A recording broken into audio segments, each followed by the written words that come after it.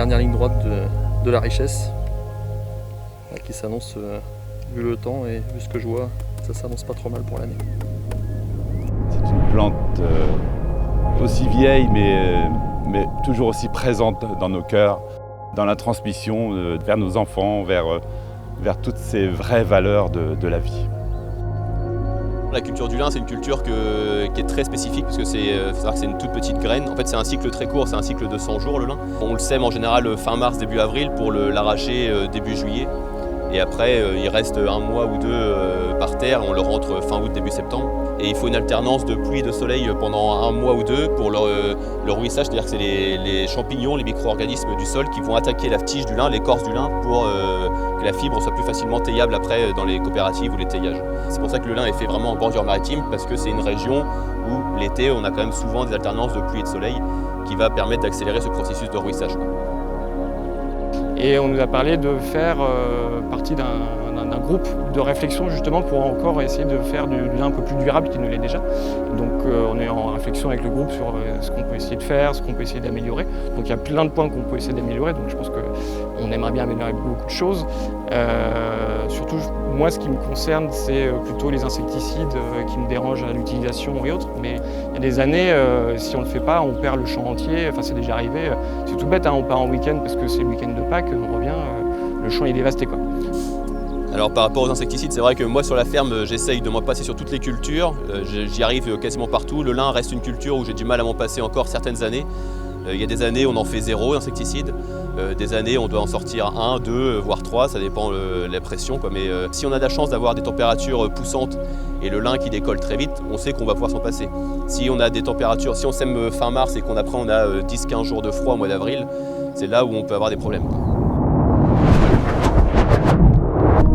C'est une petite bête là, qui va grignoter les feuilles au moment de la levée et qui peut faire des ravages énormes sur le lin, voire même ravager la parcelle, quoi. Et donc on a fait des formations avec le projet Lin Réel, dont notamment une formation avec une entomologiste, Johanna Villeneuve-Chasté, sur tout ce qui était la population des auxiliaires, comment les reconnaître, comment les favoriser, comment les développer pour justement essayer de s'affranchir du risque altis sur le lin, qui est le risque principal sur les premiers jours de levée du lin en fait. Donc on a planté, moi sur la ferme par exemple, j'ai planté des haies, des bandes de saules, des bandes fleuries pour favoriser la biodiversité et favoriser les auxiliaires qui vont essayer de réguler cette population d'altise et permettre de s'affranchir des insecticides sur la ferme, quoi.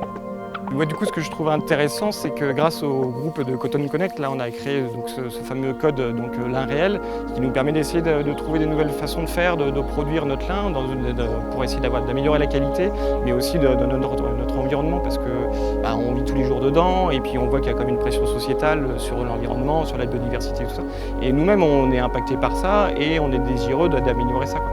Donc, notre objectif avec Lin Réel, c'est d'essayer de continuer à produire du lin de bonne qualité, de très bonne qualité même, et aussi d'améliorer la biodiversité tout autour et en ayant le moins d'impact possible sur l'environnement.